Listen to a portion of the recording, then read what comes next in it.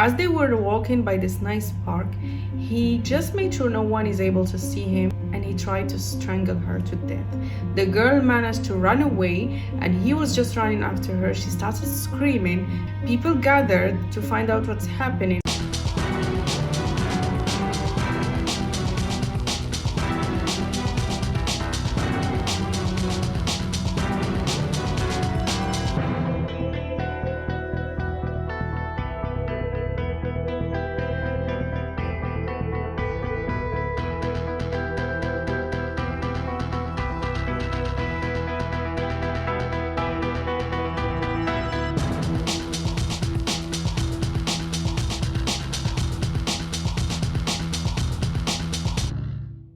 Hello everyone, welcome once again. How are you doing all? I hope everyone is doing well and staying safe. Today's story took me a while to put together because it has so many details. At the same time, I wanted to dig deeper and find further details. It's a story that's very difficult to title. It's also one of the most famous stories that are related to honor. So the question that popped up in my head when I finished researching this story was, why is it so difficult for a woman back in the days to defend her rights, the basic rights that everyone has, the right of studying and learning, working, building a decent future? Let's get into the story. It's the story of an Arab family who have immigrated from their country to the UK to start a decent life. It's the story of a guy whose name is Mahmoud. He was 51 years old and he had 4 daughters and 1 son. So Mahmoud has a brother whose name is Arai, who had immigrated to the UK before his brother Mahmoud, and has sons. There was not much difference between Mahmoud and Arai's age. It was just 1 year difference. So Arai was 1 year younger than Mahmoud. They both started their families there. They built good future, good businesses. They made good money and they had a decent life. So although Mahmoud had moved to the UK, he remained very strict with his daughters. They were not allowed to wear nice clothes, colorful clothes, put nice makeup, or even put nice perfumes. Also, to him, it was impossible that his girls would even think to go to school and have a job in the future. So Mahmoud had this very primitive mindset and he just made his daughter's life miserable. As soon as his eldest daughter completed 16 years old, the first thing he thought about is to find her a husband. And yes, he found her a man who was 15 years old, older than his daughter. Since the day of their wedding until today's date, they had no news from their daughter.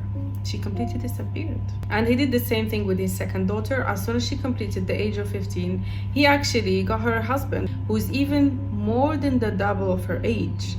The girl got married because she has no say and she got to argue with her dad.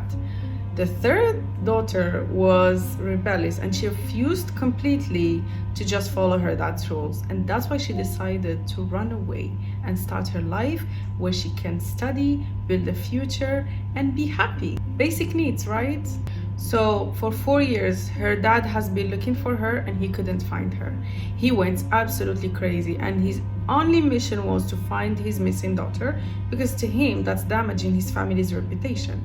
So for 4 continuous years, as I said, no one knew where she is except her brother. So her brother heard through someone that his sister is staying at this homeless shelter. He went and got in touch with her and asked to meet her outside just to chat. So that's what happened. The girl met her brother outside and as they were walking by this nice park, he just made sure no one is able to see him and he tried to strangle her to death.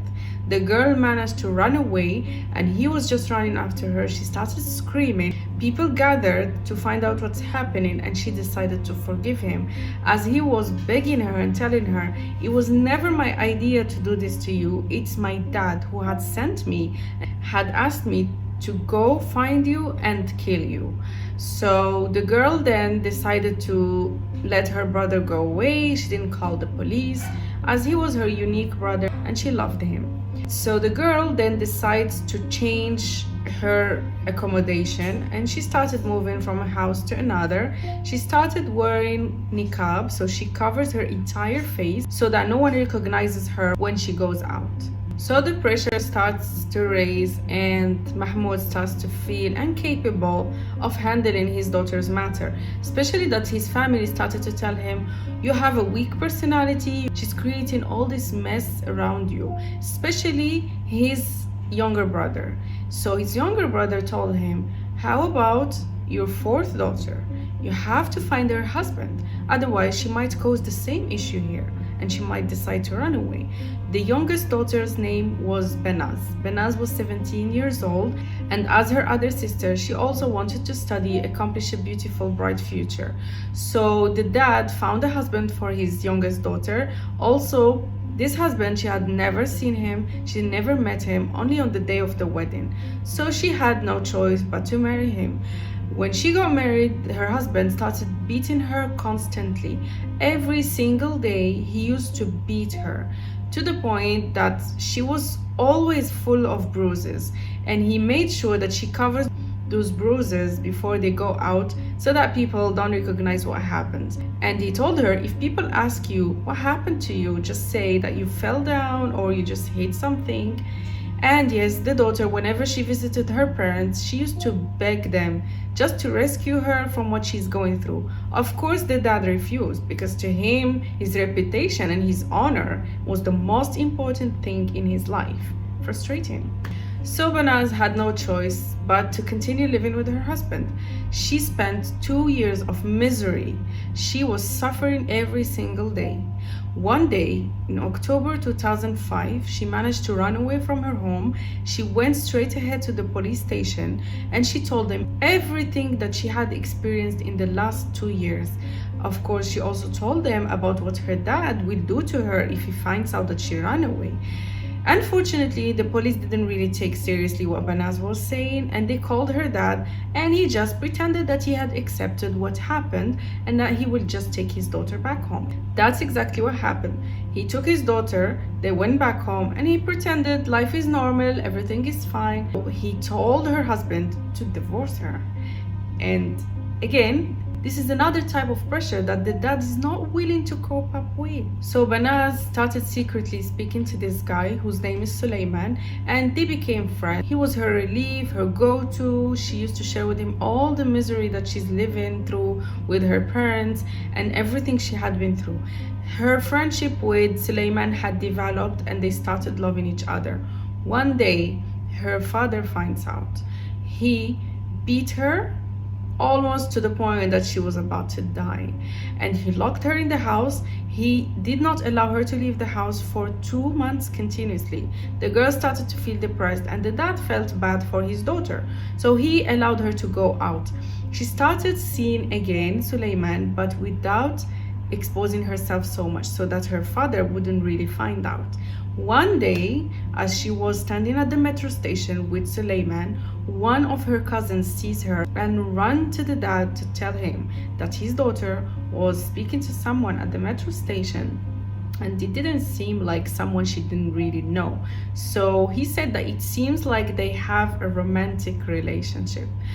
Of course, the dad waited for the girl to come back home, but this time he changed the way he handled the situation. He just pretended he was just sad that his daughter is doing this, and he begged her to please stop doing these things because they make him feel bad. The girl started to feel very guilty and crying to the point that she said, "I promise you that I'll never see this guy again." And next day, Arai, who is Mahmoud's brother, comes over, and Mahmoud tells his brother, "Please, can you help me get rid of this daughter because she's going to ruin my reputation?" Yes, guys, he decided to kill his own daughter with the help of her uncle. So the girl, as she was coming back home, she just accidentally heard their conversation. The dad was agreeing that he will kill the daughter after 1 week time. The girl, when she heard that, she couldn't stand still. She felt so scared and she ran to the police station to tell them that her dad and her uncle are planning to kill her in a week time. She also told the police officer that 5 people are going to involve in this crime, and that was her dad, her uncle, and her cousins. So in New Year's Eve, that's when they planned to kill her. Mahmoud called his daughter and told her to get prepared because they will go and spend New Year's Eve at her grandmother's house. The girl felt really happy, she got ready, and when she headed home, he had left for her a suitcase. So when he spoke to her, he said to her, "Can you bring that suitcase with you? Because I need it." The girl did as her dad said. She took the suitcase and she headed to her grandmother's house. When she walked in, nobody was there, only her dad, and she asked him, "Where is everyone?" He then said to her, "Just sit down, they will come in some time." He took a chair, placed it in front of the TV, and he asked her to sit there. He brought to her a bottle of alcohol and asked her to drink it entirely. And he told her, "You cannot look right or left. Just finish drinking the bottle." The girl was drinking the bottle and crying because she knew something was about to happen. As soon as she heard some steps coming towards her, she turned and she saw that her dad was holding a plastic bag in his hand and was trying to put it on her head so he could strangle her to death. The girl resisted and she managed to push her dad and run away. All she could see is a window that she hit with her hand, and she jumped through that window. Luckily, they were not in a high floor. So she started running until she got in front of this cafe and she started screaming. People came to rescue her and she was bleeding. She asked them and begged them to call the police. But because she was hurt, they called the ambulance. As soon as the ambulance came, they took her to the hospital. When she arrived, she started screaming and begging them to call the police because her life is in danger. No one listened. They were just thinking about rescuing her, especially that she was drunk. So after Banaz continued to insist, they called the police.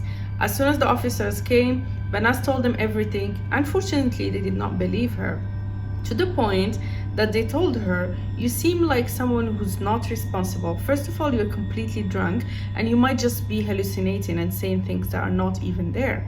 So the girl felt really bad and she decided to call Suleiman. Remember, guys, her boyfriend? He came and she told him everything. So he told her, "How about I videotape you and you share the entire story, then we will head to the police station and give them the recording." And that's what they did. After they headed to the police station, unfortunately, still the police officers were not really believing what is being said. So they decided to call her parents just to listen to them and see what might be hidden that they are not aware of. So the parents came to the police station and the investigation started. Of course, the father denied everything and said, "No, we are a very open-minded family. We've been here for so many years. We are even well established here. We do have a successful business. We're very good to our daughters and we never had issues with any of our daughters except for Banaz. Since she decided to get divorced, she started becoming alcoholic and she would disappear from the home days and then she suddenly decides to come back when she feels like coming back." They released the parents, and yes, guys, the story is about to get even worse. So Mahmoud started to get in touch with his daughter and started to ask her to just come back home, and he said he had forgiven her, so he was very good in manipulating her. Of course, the daughter did not believe him. Now, up to that point, the girl decided to go back and she went back home.